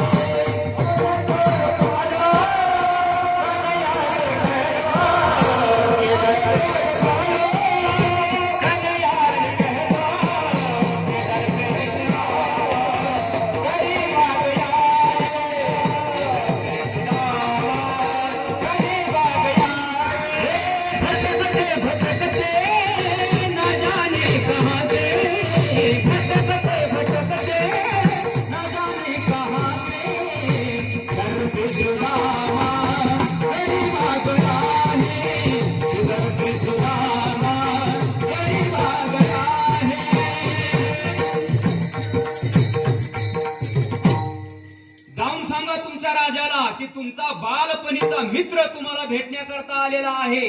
आता त्याच्यातला एक जण गेला आणि भगवंताला सांगितलं, आता लवकर गेला, वेळ कमी असल्यामुळे लवकर गेला. देवाला सांगितलं, तुमचा बालपणीचा सुदामा नावाचा मित्र आलेला आहे. महाराज भगवान परमात्मा त्या सिंहासनावरती बसलेले होते. अनहोनी पायाने पळत पळत गेले आणि सुदाम देवाला कडकडून आलिंगन दिलं, आतमध्ये आणलं आणि त्यांचे अश्रू नयनाने त्या ठिकाणी अभिषेक केला. अतिशय सुंदर असे वस्त्र परिधान करण्याकरता दिले. यथेच्छ गप्पा गोष्टी झाल्या, जेवण वगैरे झालं आणि सुदाम देव म्हटले, देवा, अरे कृष्णा, मला जावं लागेल, तुझी वहिनी मुलं बाळ त्या ठिकाणी वाट पाहतायत. म्हणून भगवान परमात्म्याला सोडून सुदाम देव निघाले. आता सुदाम देवाला वाटलं, कमीत कमी हा मला काहीतरी देईल. जरी आपण नाही म्हटलो, मित्र म्हणणार नाही, पण कमीत कमी आपली परिस्थिती पाहून आपल्याला काहीतरी देईल. पण देवाने काहीच दिलं नाही. तसाच निघाले सुदामदेव, पुढे निघाले. वाघ वळून पाहतायत, आताच हाक मारी, नंतरच हाक मारी, पण देव काय हाक मारायला तयार नाही. पण एकदा पुढे, बऱ्याच पुढे गेल्यानंतर देवाने आवाज दिला, सुदामा थांब. सुदामदेवाला बरं वाटलं, आता कमीत कमी आवाज दिलाय. आणि मग सुदामदेव पाठीमागे आले, काहीतरी देतील. पण सुदामदेवाला देवाने काय सांगितलं, तुझ्या अंगावरचा माझा तो शर्ट आहे ना, म्हणजे जो काही राजाचा पोशाख आहे ना, तो काढून ठेव. सुदामदेवाला वाटलं, कमीत कमी एवढा तरी भरदारी हिरे मोती माणिक मोराने मडवलेला होता, कमीत कमी बरेच दिवस निघले असते. पण हा पण याने काढून घेतला आणि तुझं ते फाटकं धोतर नेस. आणि मग सुदामदेवाने ते फाटकं धोतर नेसलं आणि दुःखी अंतकरणाने जाऊन पोहोचले. पण तिथे गेल्यानंतर काय प्रकार झाला हो? मुष्टीभर पोयासाठी गाव सोनियाचा दिला गा. मी हे कशासाठी तुम्हाला सांगितलं की तो भगवान परमात्मा तो कसा आहे, कमी घेऊन जास्त देतो. सुदामदेवाचे काय घेतले? पोहे घेतले. किती? मुठभर पोयासाठी. आणि गाव कशाचा दिला? सोन्याचा दिला. म्हणजे तो भगवान परमात्मा भोळा आहे. हा 1 नंबरचा भोळा. काय? कमी घेतो जास्त देतो. आता 2 नंबरचा भोळा असा आहे, समोरच्याच्या प्रेमापोटी आपला मोठेपणा विसरून त्याचं वाटेल ते काम करतो. स्वतः कोण आहे याचा विसर पाडतो आणि भक्ताच्या घरी वाटेल ते काम करतो. सेना महाराजांच्या जागेवर राजाची काय करायला जातो? हजामत करायला जातो. कारण सेना महाराजांच्या जीवनातला प्रसंग आहे.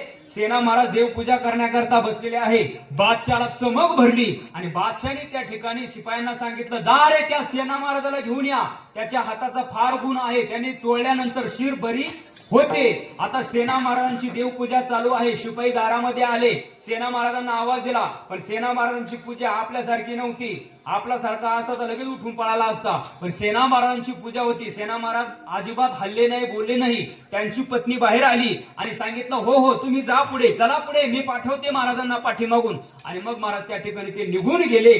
आणि मग सेना महाराजांची पूजा म्हणजे काय 2-2 तास पूजा चालत होती. आपल्यासारखी पूजा नव्हती. सेना महाराजांची पूजा चालू आहे आणि राजाला तिकडे काही दमच निघाना. बादशाह म्हटला शिपायांना परत, अरे जा त्याला आहे त्या परिस्थितीमध्ये उचलून घेऊन या. आता शिपाई निघाले, सेना महाराजांना उचलून घेण्याच्या तयारीमध्ये आले. पण महाराज तो जगाचा मालक, अरे कर्तुम अन्यथा कर्तुम शक्तिशाली असलेला भक्ताबद्दल अंतःकरणामध्ये किती प्रेम असतं याच्याबद्दल सांगतोय महाराज. तो भगवान परमात्मा सेना महाराजांचं रूप घेतलं आणि धोपटी खांद्या बगलेमध्ये घेतली आणि राज मध्येच शिपायांना गाठलं. चला म्हटले, चला चला. आणि मग त्या ठिकाणी जाऊन त्या ठिकाणी राजाचं बोट तेलामध्ये बुडवले आणि त्या ठिकाणी राजाचा फक्त हात फिरवला. आता तो हात कोणाचा होता? जगाच्या मालकाचा हात होता महाराज. तो हो, जगाच्या मालकाचा हात म्हणजे सामान्य नसतो. जगाच्या मालकाने हात फिरवला नुसता आणि राजाला झोपच लागली. राजा म्हणतो, बादशाह म्हणतो, अरे सेना काय हाताला चव आहे तुझ्या, अरे काय हात आहे, तू नुसतं बोट फिरवले तरी पण मला झोप लागली. आता तो हात सामान्य होता का?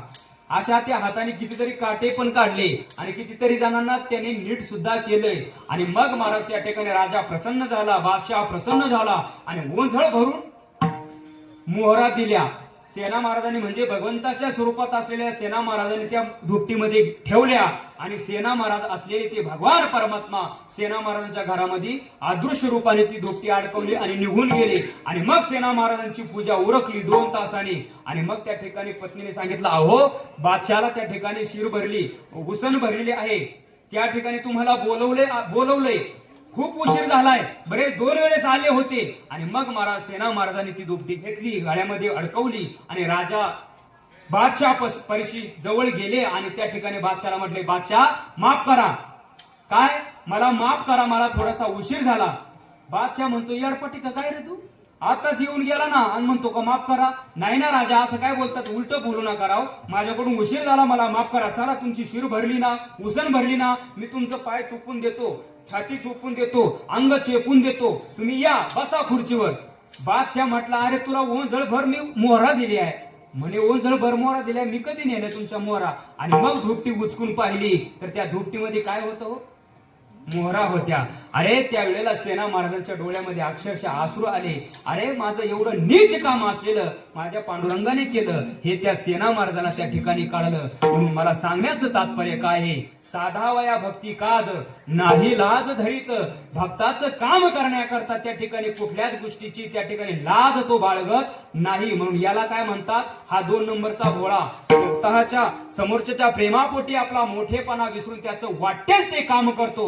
अरे स्वतः द्वारकेचा राजा आहे याचा विसर पाळतो, सेना महाराजांच्या जागेवर दुसऱ्या राजाची हजामत करायला जातो, स्वतः द्वारकेचा राजा आहे याचा विसर पाडतो, सावता महाराजांना खुरपू लागतो, स्वतः द्वारकेचा राजा आहे याचा विसर पाडतो. आणि आमच्या शांतीब्रह्म एकनाथ महाराजांच्या घरी 10 नाही, 20 नाही, 30 नाही, तब्बल 36 वर्ष काम करतो. काय काम केले हो? श्रीखंड्या चंदन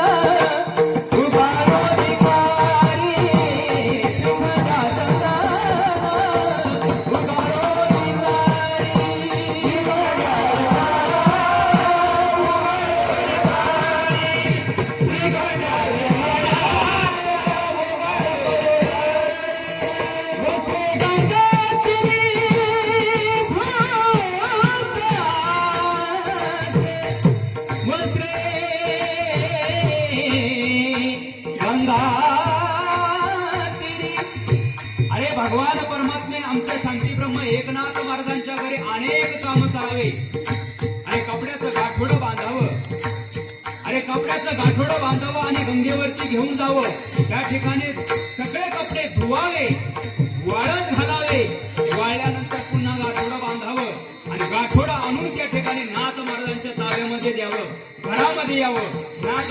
चंदन उगाळून देण्याचं काम करावं, गिरजा आईंना वाटेल ते काम त्या ठिकाणी करू लागावं, कावडीने पाणी खांद्यावर कावड घ्यावी आणि कावडीने पाणी वाहावं, असं 36 वर्ष श्रीखंड्या नावाच्या गड्याच्या रूपाने भगवान परमात्म्याने आमच्या नाथ बाबाच्या घरी काम करावं.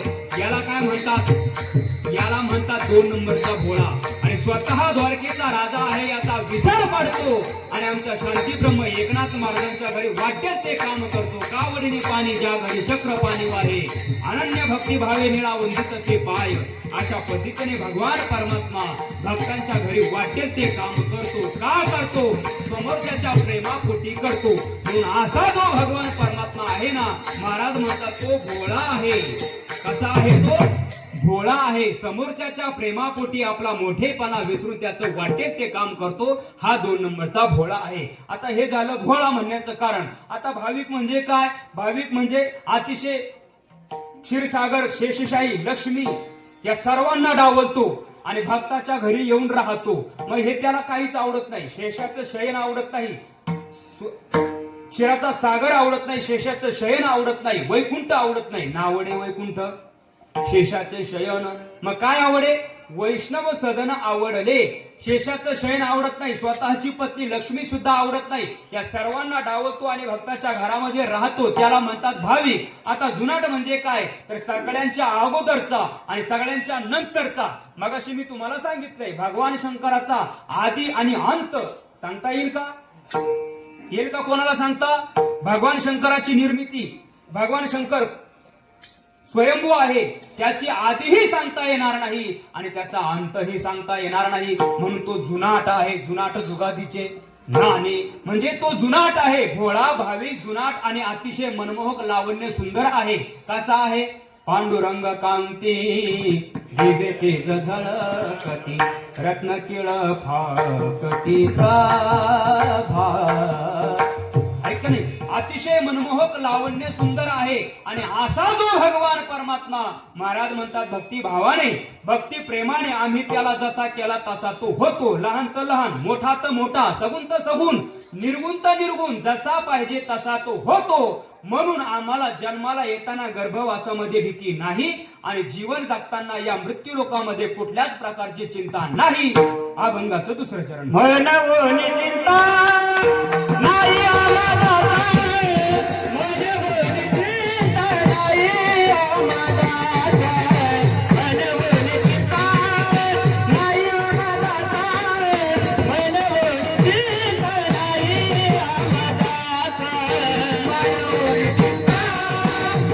आम्हाला, मनवून चिंता नाही आम्हाला, मनवून चिंता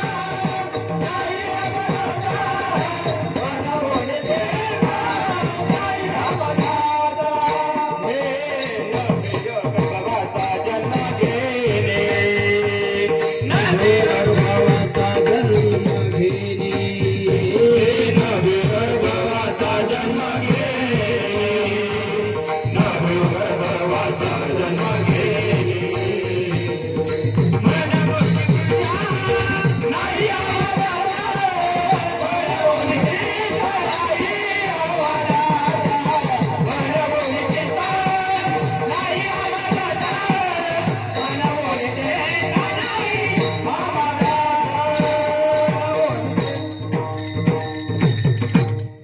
मनवून चिंता नाही आम्हाला, मनवून चिंता नाही आम्हाला, मनोवनी चिंता नाही आम्हादासा.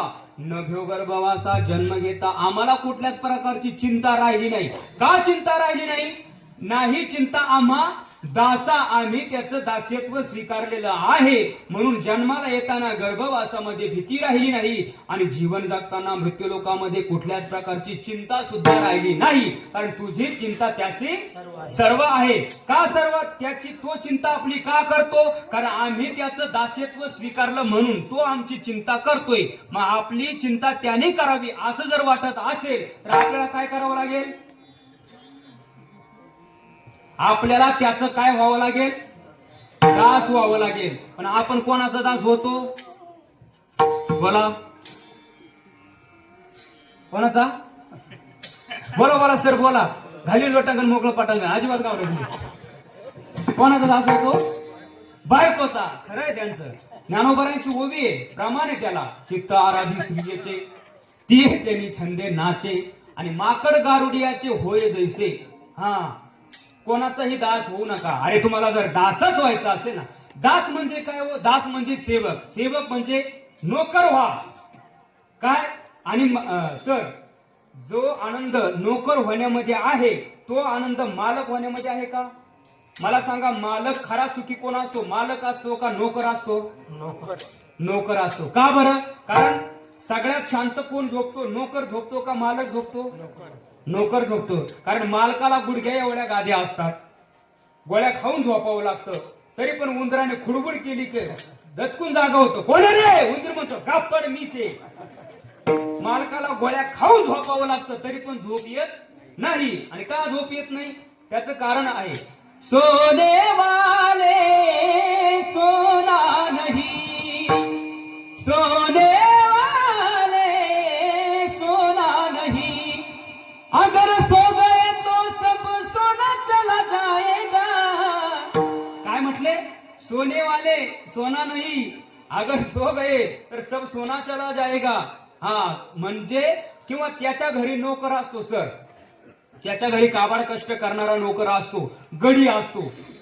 तो जेवायला बसतो, जेवता जेवताच त्याची फर्स्ट रिवर्स चालू होते. मग त्याची बायको काय करते? त्याचा हात धुते, ताट बाजूला सारते आणि तसाच लुटून देते. पड आता. आणि ते तसंच पडतं. अंगावरती गोधडी टाकल्यानंतर सकाळी दिवस किती मोठा वर येतो तरी पण ते उठत नाही. मग त्याची बायको त्याला उठवण्याकरता काकडा आरती करते. उठा भांड्याचे पप्पा, प्रभात समयो पातला, प्रभात समयो पातला, उधारी मागणाऱ्यांचा मेळा आपल्या दारी दाटला. ऐका नाही, आता हे काय माथ्यातली काकडा आहे बरं का. म्हणजे मला सांगा, सुखी कोण आहे? गुडघ्या एवढ्या गाद्यावर झोपणारा आहे का नोकर आहे? हा, म्हणून जीवनामध्ये लय मोठं होण्याच्या भानगडीत पडू नका. कारण जेवढं जीवनामध्ये तुम्ही मोठे व्हाल तेवढा यातना भोगाव्या लागतात. महाराज काय म्हटले? जया अंगी मोठेपण तया यातना कठीण, तया यातना कठीण, लहानपण देगा देवा, लहानपण देगा देवा. तुकोबारा वेळे होते का लहानपण देगा देवा म्हणायला? म्हणून जीवनामध्ये मुंगेहून साखर खाण्यामध्ये जो आनंद आहे तो हत्तीहून ओंडके वाहण्यामध्ये मुळातच नाही. म्हणून हत्तीहून ओंडके वाहण्यापेक्षा मुंगी होऊन साखर खा. जीवनाचं कल्याण झाल्याशिवाय राहणार नाही. विठाला विठाला. म्हणून जीवनामध्ये लहान व्हा, लहानाहून लहान व्हा, दास व्हा, नोकर व्हा, सेवक व्हा. कारण जो आनंद सेवक होण्यामध्ये आहे, जो आनंद दास होण्यामध्ये आहे, तो आनंद मालक होण्यामध्ये कधीच नाही. कारण मला सांगा, आणि दास व्हायचा असेल ना तर त्या देवाचाच व्हा, कोणाचाही दास होऊ नका. सरांनी सांगितल्याप्रमाणे बायकोचा दास होऊ नका, देवाचा दास व्हा. पण आपण उलट करतोय. देवाचा दास झाला ना तर मला सांगा, पांडव किती होते बाबा? 5च पांडव होते. आणि कौरव किती होते हो? 100 कौरव होते. आणि त्यांच्याकडून कोण कोण योद्धे होते? कृपाचार्य, भीष्माचार्य, द्रोणाचार्य, कर्णासारखा रथी महारथी होता. पण मला सांगा, जिवंत कोण राहिले? पांडवच राहिले. आणि जीत कोणाची झाली? पांडवांची झाली. का? द्वारकेचा राणा पांडवा,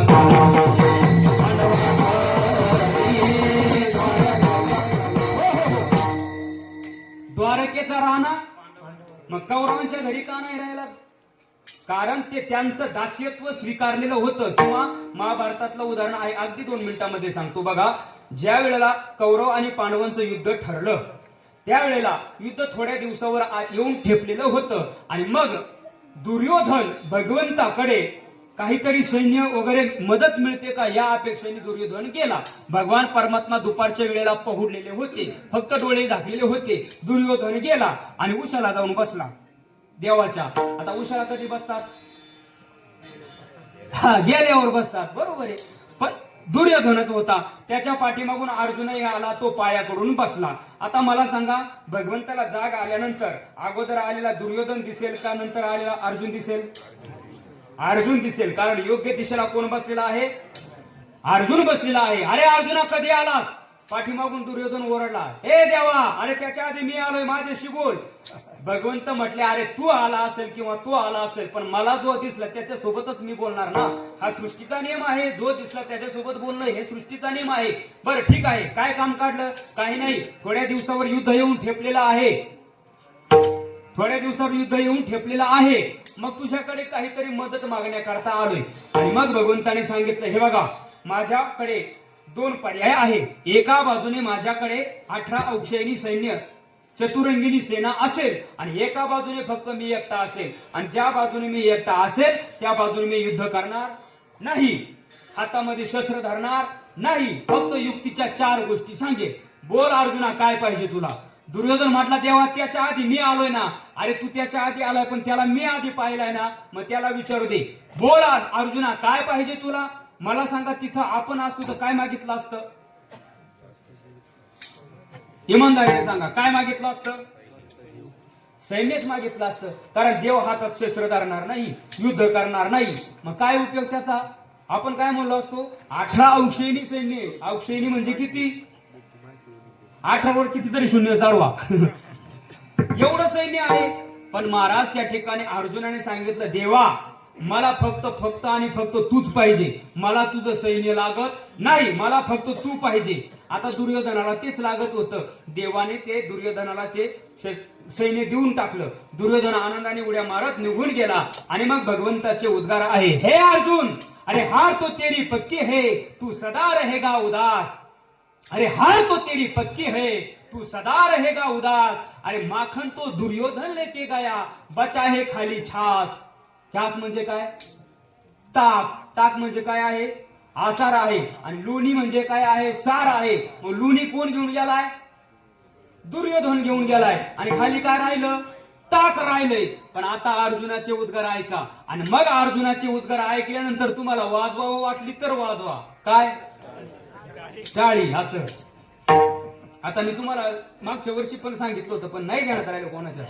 या वर्षी मी मुद्दाम नाही सांगितलं, कारण टाइम पण नव्हता आपल्याकडे, कारण तुमच्या टाळ्यातच जास्त वेळ गेला असं. मग चला, त्यावेळेला भगवान परमात्म्याने असं म्हटल्यानंतर अर्जुनाचे उद्गार ऐका. अर्जुन म्हणतो, हे भगवान, अरे जीत तो मेरी ही होगी, दास रहता है कभी उदास. अरे जीत तो मेरी ही होगी, दास रहता है कभी उदास. अरे माखन से मुझे क्या लेना देना, साक्षात माखन चोर है मेरे पास. नाही लक्षात आलं?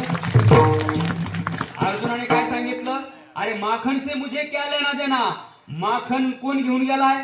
लोणी कोण घेऊन गेलाय? दुर्योधन घेऊन गेलाय. पण माखन चोरणाराच इथं आहे ना. त्यांनी एक माखन नेलं म्हणजे लोणी नेलंय, पण चोरणारा जर इथं असेल तर त्याच्याकडून काही कमी राहणार आहे का? म्हणून जीवनामध्ये दास व्हायचा असेल ना, तर त्या देवाचा दास व्हा, कोणाचाही दास होऊ नका. म्हणून जगद्गुरु तुकोबाराय म्हटले, मनवणी चिंता नाही आम्हा दासा, नभ्यो गर्भवासा जन्म घेता. म्हणजे जन्माला येताना गर्भवासामध्ये दुःख नाही. का दुःख नाही? कारण गर्भवासी दुःख नाही येता जाता. आणि हृदय असता नाम तुझे, त्याचं नामस्मरण जर आमच्या मुखामध्ये सतत असेल तर आम्हाला गर्भवासातलं दुःख त्या ठिकाणी राहिलेलं नाहीये. आणि जन्माला येताना गर्भवासातलं दुःख नाहीये. आणि जीवन जगताना मृत्यू लोकातली चिंता सुद्धा राहिली नाही, कारण आमची चिंता करणारा तो आहे. म्हणून चिंता नाही आम्हा दासा, नभ्यो गर्भवासा जन्म घेता. आता 2 चरणाचा भाव झालाय. 2 चरणाला 9:30 वाजले. अजून 2 चरण बाकी आहे. मग फोडायचं का तांबड? नाही बाबा, अजून 2 तास उभे राहणार आहे. मग काय तुमचं पाहून घ्या. एकदा संप्रदायाच्या नियमाप्रमाणे काय, कीर्तन म्हणजे 2 तासाची मर्यादा असते, संप्रदायाचा नियम असतो. पण आता आपल्याला सुरू करायलाच उशीर झाला होता, म्हणून कमीत कमी पोट भरणं असं तरी त्या ठिकाणी खाल्लं पाहिजे. उगा अर्ध पोटी राहिलं का मग ते तुम्हालाही समाधान नाही आणि आम्हालाही समाधान नाही. म्हणून त्या ठिकाणी थोडंसं समाधान व्हावं असं या उद्देशाने या अभंगावरती थोडंसं चिंतन केलं. सर्वांनी हात उंच करा, हाताने टाळी आणि मुखाने त्या भगवंताचं नामस्मरण करा. सरळ हात करा. आणि एक लक्षात ठेवा, हाताची जर कुचराई जर केली, पाठीमागे कोणता रोग येऊन गेला? कोरोना येऊन गेला आणि कोरोनामध्ये आपल्याला भगवंताने ठेवलंय 40व्या सिद्धेश्वर भगवंताच्या 40व्या सप्ताहामध्ये आचरण. आणि राजा असं मी तो चहा घेऊन हाताने टाळी वाजून मुखाने भगवंताचं नामस्मरण करा. विठोबा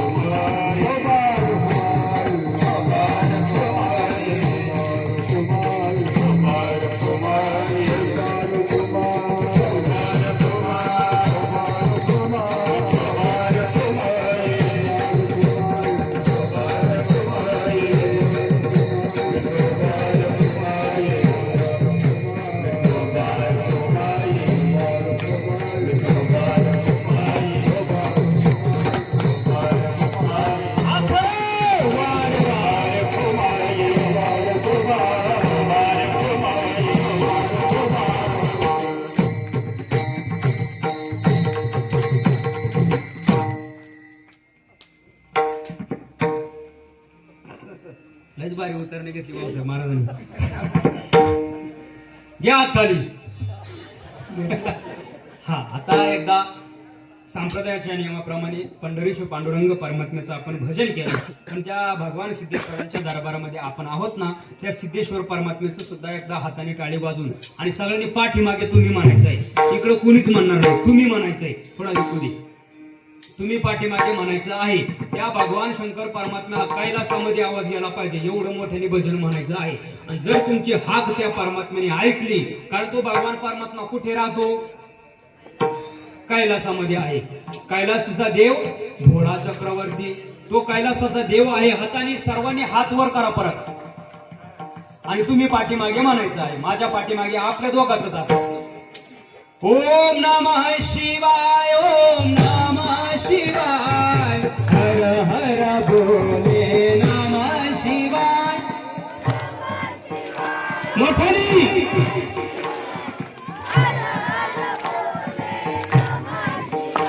भांडणं चालले एवढं मोठ्याने म्हण.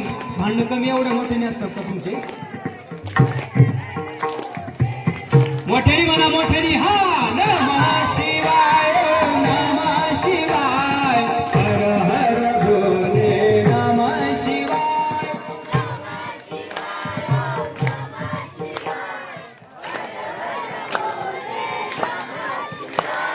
नमः शिवाय.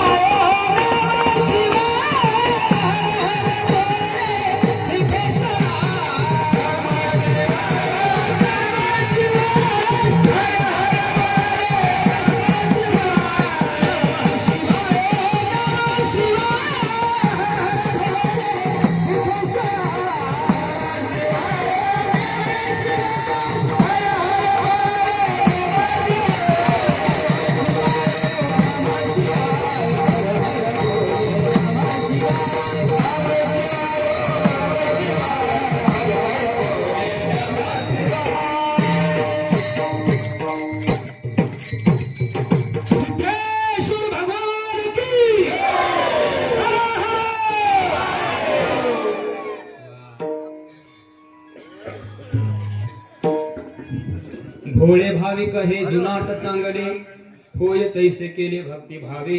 मनवोनी चिंता नाही आम्हा दासा, नव्यो गर्भवासा जन्म घेता. जगद्गुरु तुकोबाराय म्हणतायत की तो भगवान परमात्मा भक्ती भावाने भक्ती प्रेमाने आम्ही त्याला जसा केला तसा तो होतो. म्हणून आम्हाला जन्माला येताना गर्भवासामध्ये भीती नाही, जीवन जगताना मृत्यूलोकामध्ये कुठल्याच प्रकारची चिंता नाही. मनवोनी चिंता नाही आम्हा दासा, नव्यो गर्भवासा जन्म घेता. तुकोबारांना विचारलं, महाराज तुम्हाला भीती नाही, तुम्हाला चिंता नाही, याचा अर्थ तुम्ही निश्चिंत झालात. निर्भय झालात, निश्चिंत आणि निर्भय फक्त तुम्हीच. आता या जगतामध्ये नेमकं काय करणार?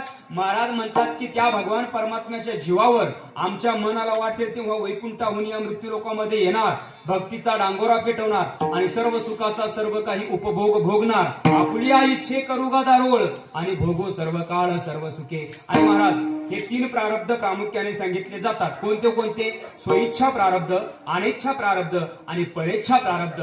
अनिच्छा प्रारब्धामध्ये देव मोडतो, देवाला आणावं लागतं. आता देवाच्या बाबतीत हे दोन्ही प्रारब्ध प्रामुख्याने मोडत असतात. देवाला आणावं लागतं आणि देव स्वतःही येतही असतो. कशासाठी येतो?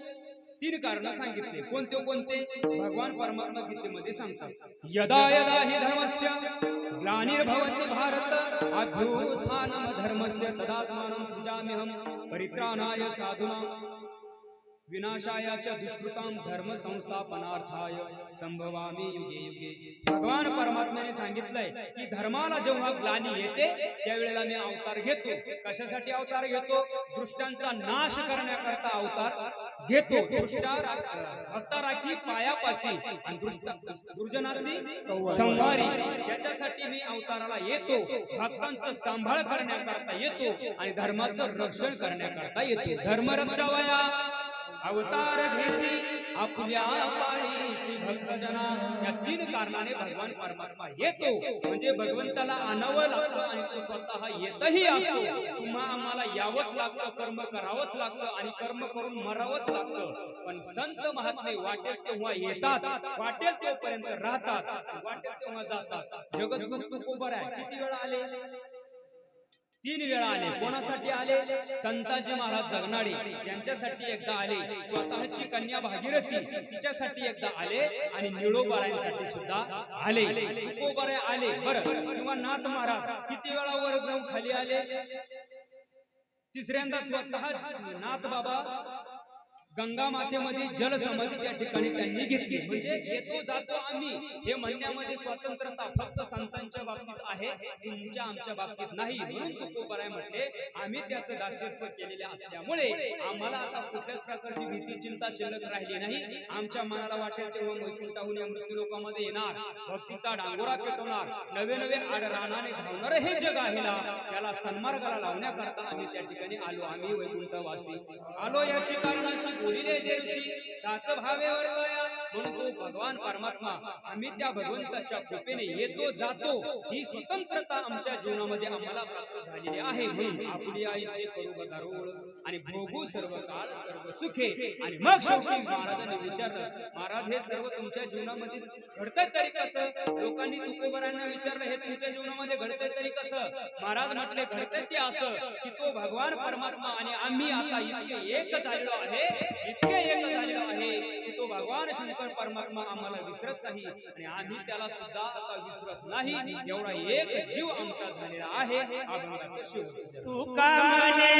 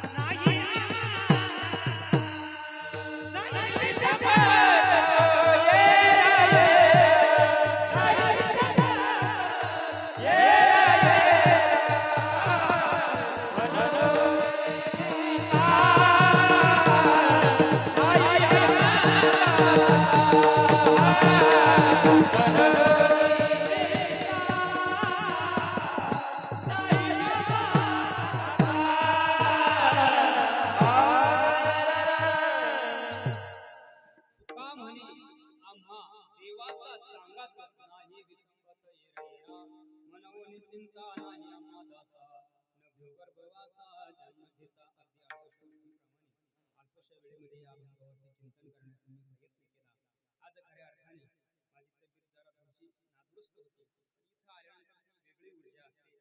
भगवान सिद्धेश्वरांच्या कृपेने त्या ठिकाणी थोडंसं बोलण्याचा मी प्रयत्न केला. ना तरी बालक बोगडा बोली का वाकडा चुका पावली ते चोज करुणी माऊली रिजेजिवी या नियमाप्रमाणे नव्याने माऊली महाविष्णू धनुकरांच्या पदस्पर्शाने पुनीत झालेल्या अलंकापूर नगरीमध्ये थोडेसे शिळे तुकडे मुडकं ज्ञान ग्रहण करण्याचा त्या ठिकाणी मी प्रयत्न केलेला आहे. तेच तुमच्या पुढे मांडण्याचा मी प्रयत्न केलेला आहे.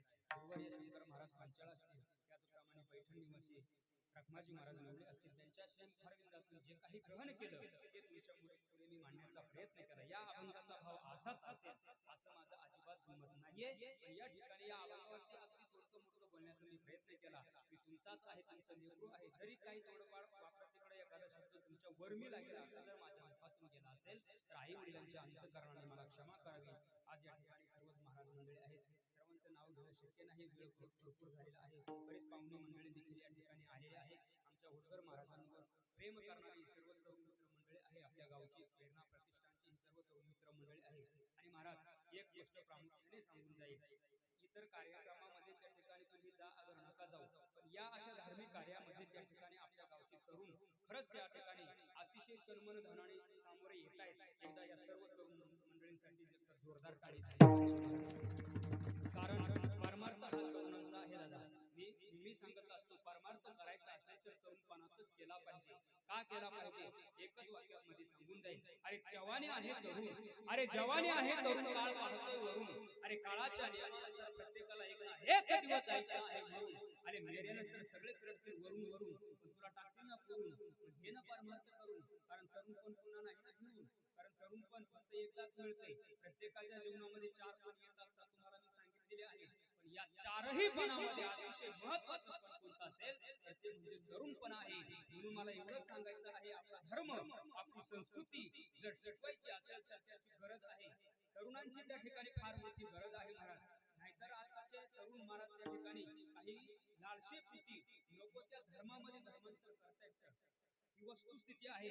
अरे आपला धर्म, मला शोकांतिका अशी वाटते की आपला बाप जर एवढा खंबीर असताना दुसऱ्याच्या बापाला बाप म्हणायची गरजच नाहीये ना सर.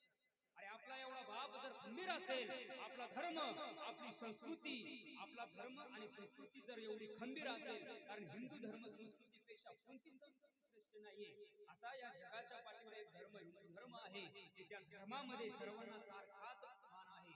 यारे यारे लहान या ते भलती नाही करावा विचार नलगे चिंता कोणाशी, कुणीही या कसेही या, खटनट यावे शुद्ध होऊन या जावे, असा हा आपला हिंदू धर्म आहे. आणि आपला हिंदू धर्म सोडून जर आपण नको त्या धर्मामध्ये धर्मांतर करतोय, त्याच्यापेक्षा शोकांतिका मोठी कोणती असावी. म्हणून आपला धर्म टिकला पाहिजे, आपली संस्कृती टिकली पाहिजे. असं जर वाटत असेल तर आपल्या संतती करता एक वाक्य प्रामुख्याने सांगून जाईल, आपल्या संततीला आपली संतती करता भरपूर संपत्ती कमवा. तुम्ही जीवन जगत असताना आपल्या संतती करता भरपूर संपत्ती कमवा, पण ती संपत्ती कमवत असताना आपल्या संततीला संस्काराची आणि संस्कृतीची जोड द्यायला मात्र कधीच विसरू नका. कारण जर तुम्ही आपल्या संततीला संस्काराची आणि संस्कृतीची जर जोड दिली तर तुम्ही तुमच्या आयुष्यभरामध्ये जेवढी काही संपत्ती कमवलेली आहे ना, ती सर्वच्या सर्व संपत्ती तुमची संतती शेवटपर्यंत टिकवल्याशिवाय राहणार नाही, हे त्रिकालवादी सत्य आहे. म्हणून आपल्या जीवनामध्ये आपल्या मुलांना परमार्थ करायला शिकवा. आज खऱ्या अर्थाने स्वाभिमानाने सांगेल की हे तरुण मित्र मंडळी या ठिकाणी तन्मन धनाने या कार्यक्रमासाठी, गावातला कार्यक्रम असेल, वाजीबाबाचा कार्यक्रम असेल, तिकडे कानिफनाथ महाराजांचा कार्यक्रम असेल, गुप्तरलिंगाचा कार्यक्रम असेल, सिद्धेश्वरांचा कार्यक्रम असेल, कोणताही धार्मिक कार्यामध्ये त्या ठिकाणी आपल्या गावातले सर्वच तरुणही असतील आणि सर्वच त्या ठिकाणी अगदी तन्मन धनाने अन्नदानाचं सहकार्य करतात. ज्याला जे जे शक्य होईल त्याप्रमाणे सहकार्य करतात. आणि असंच सहकार्य तुमच्या हातून घडो, हीच त्या सिद्धेश्वर भगवंताच्या चरणी प्रार्थना करतो आणि शिवरात्रीच्या तुम्हाला मनपूर्वक शुभेच्छा देतो.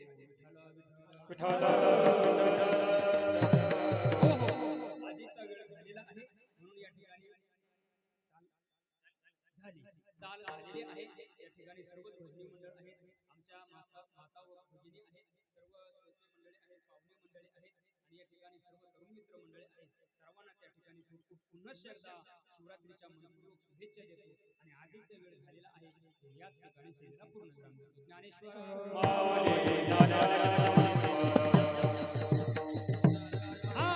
विठ्ठल जय